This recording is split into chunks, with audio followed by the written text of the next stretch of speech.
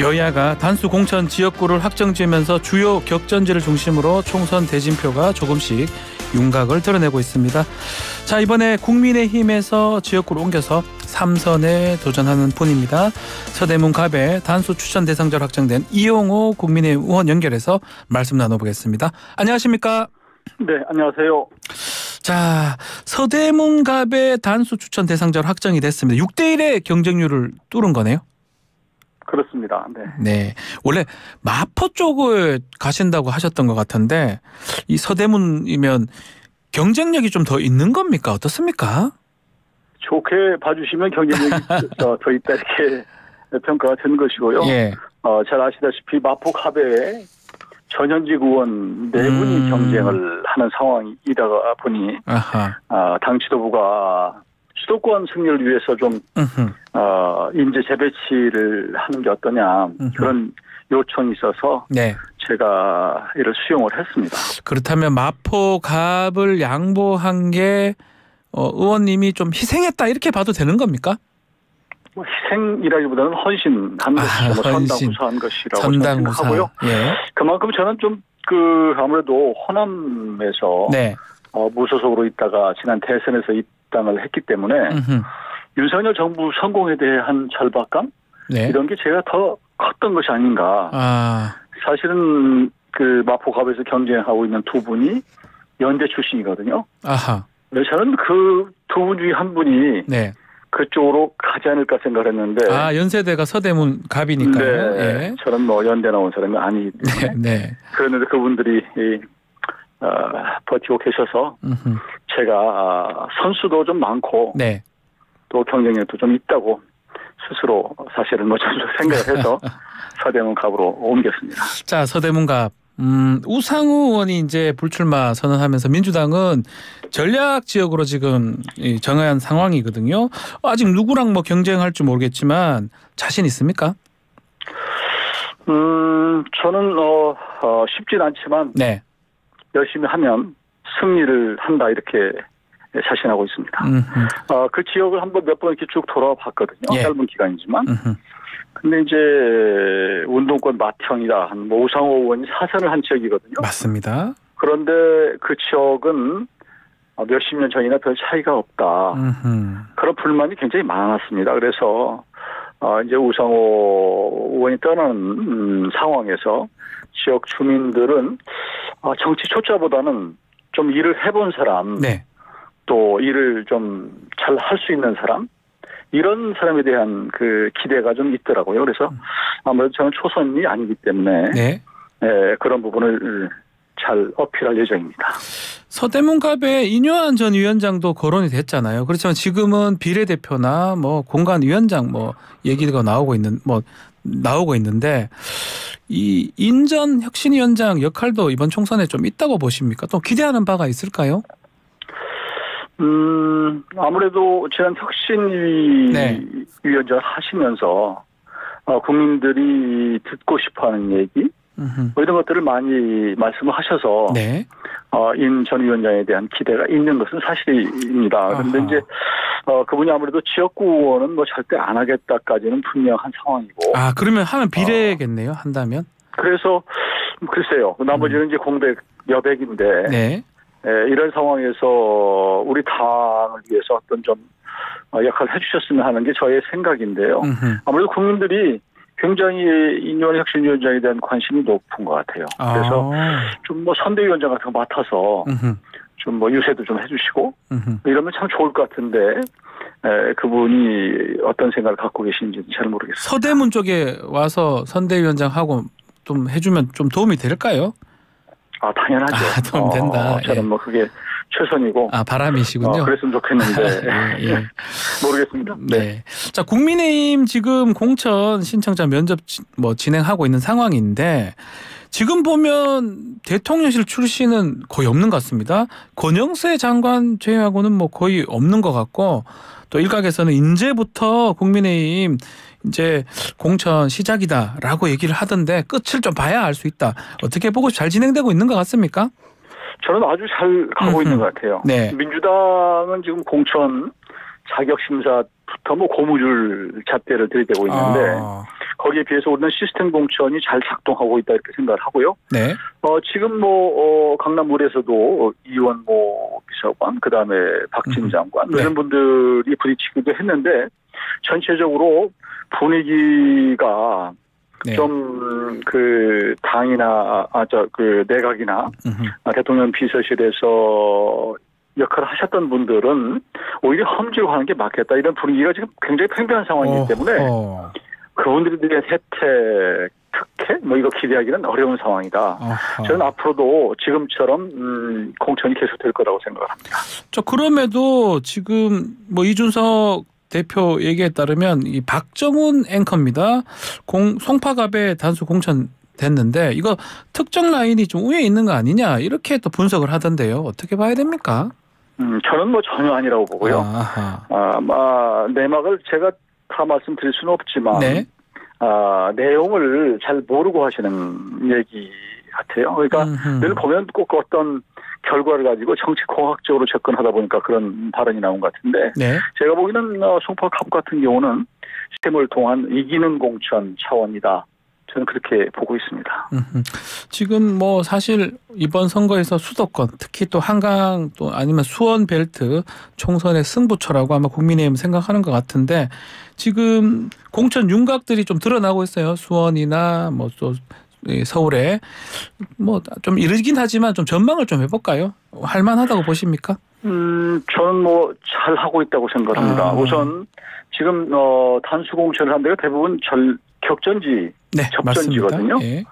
그런데 이 접전지를 늦게 공천하면 당내 무슨 경선이나 당내 어떤 서로 비방전이나 신경전이나 이런 것 때문에 에너지가 굉장히 소비가 돼요. 그리고 또 그런 지역에서 경선을 하게 되면 후유증이 생깁니다. 그렇기 때문에 일찍 좀 정해서 네. 그냥 그런데 에너지를 소비하지 않고 우리 유권자들과 직접 본선을 준비하는 거죠. 그러는 것이 훨씬 우리 당을 지지하는 분들을 결속시키고 또 어떤 승률을 높이는데 크게 도움이 된다고 생각합니다. 저는 아주 잘하는 지금 어떤 공천이라고 생각합니다. 그렇다면 이번 총선에서 국민의힘 수도권에서 한 몇 석 정도 또 서울에서 몇 석 정도 확보를 해야 된다고 보십니까? 저는 우리 국민의힘이 네. 1당이 돼야 되는데요. 가반. 그러려면 예. 서울 같은 경우는 저는 절반 정도 돼야 된다. 그래서 지금 보면 49석이거든요. 물론 이제 한 석이 줄어들긴 했지만. 네. 그래서 3, 4석 정도는 돼야 된다라고 보고요. 지난 총선에서는 지금 서울 같은 경우는 고작 8석을 얻었거든요. 그렇습니다. 그래서 20석을 넘고 경기도도 지난번에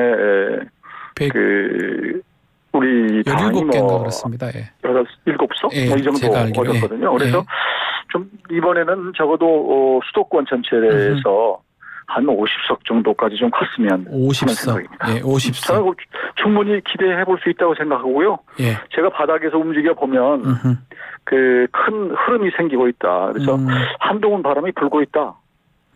그것을 피부로 좀 느끼고 있습니다. 근데 그 한동훈 위원장이 공천 신청자 자격 심사 기준을 변경을 했어요. 직전 원외 당협위원장한테도 교체 지수를 적용한다 이런 내용인데 이게 설명을 좀 해주실 수 있습니까? 지금 교체 지수는 그동안에 기존의 그 룰에 따르면 현역 의원에게만 적용을 했거든요. 그렇죠. 예. 그래서 현역 의원의 하위 10%는 컷오프를 시키고 나머지 하위 10%에서 30%까지는 또 20% 감점을 하고 이런 것을 현역 의원에게만 적용을 했는데 네. 이건 오히려 원외 당협위원장에게 페이버를 주고 오히려 불공정하다. 네. 라고 하는 게 저 비대위의 판단인 것 같고요. 저는 아주 잘한 결정이라고 생각하는 것이 원외위원장들도 이게 평소는 전혀 움직이질 않고 맨날 그 지역이 어렵다는 탓만 하고 네. 오로지 총선 때만 잠깐 움직이고 그 당협위원장 자체를 마치 직업처럼 여기는 분이 사실은 조금 있었어요. 있습니까? 아주 소수지만 네. 이런 분들에게는 조금 자극이 돼야 되고 그런 분들은 좀 감점을 하고 좀 컷오프 시키는 게 이게 오히려 공정한 거 아닌가. 다만 오히려 미흡한 네. 이게 지금 공천 중에 이렇게 기준 변경했다. 이게 공정성 좀 시비 우려 있는 것 같아요. 좀 이전에 했으면 모르겠지만 그 해당이 되는 분들은 불만이 생길 수가 있겠죠. 그렇지만 조금 전 말씀드렸지만 지금 공천이라고 하는 게 우리 당이 승리를 해야 되고 승리를 해야지 윤석열 정부가 성공할 수 있기 때문에 그런 차원에서는 조금의 그런 좀 중간에 뭐 룰을 바꿨다고 하는 비판이 있을 수 있지만 그 비판을 하고 불만을 제기하는 사람은 오히려 스스로를 좀 돌아볼 필요가 있다고 생각을 해요. 그래서 그런 차원에서는 뭐 저는 오히려 잘한 결정이라고 생각합니다. 자, 그리고 지금 윤석열 대통령 독일, 덴마크 순방을 나흘 전에 연기해서 논란이 되고 있는데 뭐 이게 국내 현안에 좀 집중하겠다 이렇게 얘기를 했지만 이거 외교적 결례 아니냐 이런 얘기도 있는 것 같습니다. 어떻게 보고 계십니까, 의원님? 그만큼 지금 우리 국내 상황의 민생 경제나 이런 것들이 이제 녹록치 않습니다, 사실. 저도 이제 돌아다녀 보면 경제가 뭐 IMF보다 훨씬 어렵다. 평생 장사했지만 이렇게 어려운 적이 없다. 이렇게 많은 불만들을 말씀하시거든요.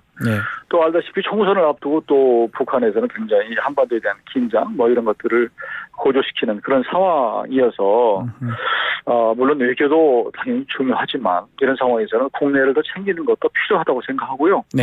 물론 이제 뭐 그 며칠 앞두고 연기를 한 것은 뭐 적절치 않다는 비판이 있을 수 있지만 얼마든지 국내가 우선이지 외교가 우선은 아니기 때문에 충분히 양해를 구해서 조금 늦춘다면 저는 문제가 없다고 생각하고요.